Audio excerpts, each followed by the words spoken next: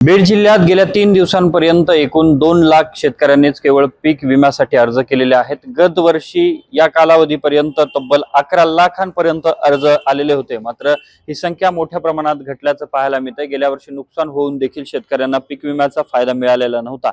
हा देखील एक फॅक्टर असल्याचं बोललं जातं। तर दुसऱ्या बाजूला एक अट यामध्ये टाकण्यात आली आणि आता पीक विमा भरण्यासाठी शेतकऱ्यांना नवीन अट लागू केल्याने शेतकऱ्यांमध्ये संभ्रम आहे। तर अनेक ठिकाणी पीक विमा भरण्यासाठी अडथळा निर्माण होत असल्याचं देखील शेतकऱ्यांचं म्हणणं आहे। यामध्ये कुठल्याही बँकेचं पीक कर्ज असेल तर शेतकऱ्यांना याचा लाभ मिळणार नसल्याचं या अटीमध्ये स्पष्ट होताना पाहायला मिळतंय। माझ्यासोबत शेतकरी आहेत। काय नेमकी ही अट आहे? आता तुम्ही पीक विमा भरलेला आहे का आणि काय अडचणी येत आहेत? माझ्या नावे राष्ट्रीयकृत बँकेचं पीक कर्ज असल्या कारणाने मी आज ज्यावेळेस पीक विमा भरायला गेलो त्यावेळेस पीक विमा फॉर्म पूर्ण भरून ज्यावेळेस फॉर्म सबमिट करायची वेळ येते तर त्यावेळेस कंपनीने त्यात एक नियम असा केलेला आहे की माझ्या नावे जर पीक कर्ज असेल तर ते पीक कर्ज चालू असो, त्यात उल्लेख कोणताच नाही, चालू असेल थकीत असेल असं उल्लेख न करता त्यांनी आधी असं सांगितलंय की तुमच्या नावे पीक कर्ज जर कंपनीला पडताळणीमध्ये आढळलं तर तुमचा फॉर्म पूर्णपणे रद्द करण्याचा अधिकार कंपनीला आहे। जर असा नियम केला तर आम्हाला पीक विम्याचा लाभ भेटणारच नाही आणि वरून जी आम्ही रक्कम भरणार ती रक्कम बी वापस भेटते की नाही ह्याची शाश्वती नसल्या कारणानं आता नेमका पीक विमा भरायचा का नाही भरायचा हा आमच्या पुढे सगळ्यात मोठा प्रश्न उभा राहिला। आता तुम्ही पीक विमा भरला किंवा अर्ज आता पुढे जातोय का? नेमकं काय अडचणी सांगताय? नाही, जर पीक विमा भरता अर्ज बाद होणार असेल तर पीक विमा भरूनच उपयोग काय। आता माझ्या नावे ते पीक कर्ज आहे हे तर उघड आहे आणि ते कर्जमाफीचा लाभ मला भेटणार बी नाही, कारण की मी चालू खातेदार असलो तरी ह्याच्यात कंपनीने कोणताच उल्लेख केला नाही की तुम्ही थकीत असायला पाहिजे किंवा रेग्युलर मधले असलात।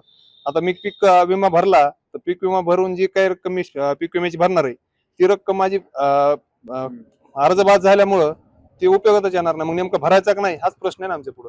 गेल्या वर्षी या तुमच्या परिसरामध्ये पण नुकसान झालं होतं, त्याचा काय तुम्हाला फायदा मिळाला का पीक विम्याचा? गेल्या वर्षी जी अतिवृष्टी झाली त्यावेळेस अतिवृष्टी होऊन देखील पूर्ण शेतातील रान खरडून गेलं, त्याचा रुपयाही आम्हाला त्या पीक विम्याचा भेटलेला नाही। काय नेमकी परिस्थिती? आता तुम्हाला पीक विमा भरता येतोय का? काय अडचणी येतात? नाहीये सर, हे जे आता ह्यांनी सांगितलंय वैभव सरांनी तर ते एकदम खरं आहे आणि ते पीक विमा आम्हाला भरता येत नाहीये। गेल्या वर्षी याचा लाभ मिळाला होता का? आणि गेल्या वर्षी जर लाभ मिळाला नाही म्हणून आता पीक विमा भरला जात नाही अशी पण काही परिस्थिती आहे? नाही, गेल्या वर्षी 1 रुपया सुद्धा आम्हाला पीक विमा मिळालेला नाहीये। आम्ही पूर्णतः पीक विम्याची रक्कम भरली होती गेल्या वर्षी। एक 10 पैसे सुद्धा आम्हाला त्याचे भेटलेले नाहीये। त्याचा पण परिणाम आहे का की आता काही शेतकरी पीक विमा भरत नाही त्यांना? हो, एक अंदाज तसाच दिसतोय आम्हाला। दुसऱ्या बाजूला माझ्यासोबत पीक विमा भरणा केंद्राचे संचालक आहेत। काय नेमका तुम्हाला अडचणी येतात? आता काय अट दाखवताय तुम्हाला ते विमा भरताना? जे आता शेतकरी आहेत तर शेतकऱ्यांना आता असा प्रश्न पडलाय की दादा जे अशिक्षित शेतकरी ज्यांना काही कळत नाही त्यांना जर सांगायचा प्रयत्न केला तर त्यांना असं वेगळं काहीतरी वाटतंय की नाही तुम्ही हटकून असं करणार किंवा तसं करणार, किंवा आम्ही जरी त्यांना न सांगता भरला तर पुन्हा शेवटी जर भविष्यात त्यांचा अर्ज कॅन्सल झाला तर मग त्याची रिस्पॉन्सिबिलिटी कोण घेणार? आणि आता नेमकी काय अट दाखवतोय तुम्ही फॉर्म भरताना आणि कुठेही अट आहे? शेवटी आहे का सुरुवातीला आहे? काय नेमकं स्पष्टपणे त्यात उल्लेख आहे? ही जी अट आहे ते फॉर्म भरण्याच्या पार ते शेवटीला आहे आणि असं आहे की फॉर्म जोपर्यंत आपण ती अट टिक करत नाहीत किंवा ऍक्सेप्ट करत नाहीत तोपर्यंत फॉर्म सबमिट पण होत नाही। आता काय मागणी असेल जर ही अट आता टाकली गेली आहे तर तुमची शेतकऱ्यांची काय मागणी? आमची एक शासनाकडे एकच मागणी की ही जी शेतकऱ्याला नुकसान देणारी जी अट तुम्ही त्या फॉर्म भरताना दिली ते तात्काळ रद्द करावं, जेणेकरून या शेतकऱ्यांना त्या गोष्टीचा लाभ होईल आणि जर भविष्यात पीक विमा त्यांना भेटण्याची कुठेतरी शाश्वती भेटेल शेतकऱ्याला।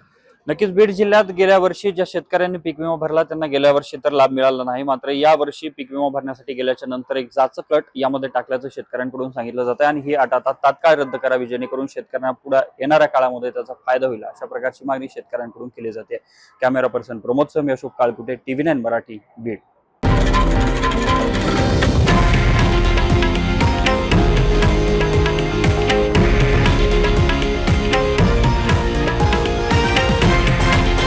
हे आहे देशातील नंबर 1 न्यूज नेटवर्क आणि आपण पाहत आहात TV9 मराठी, एकमेव।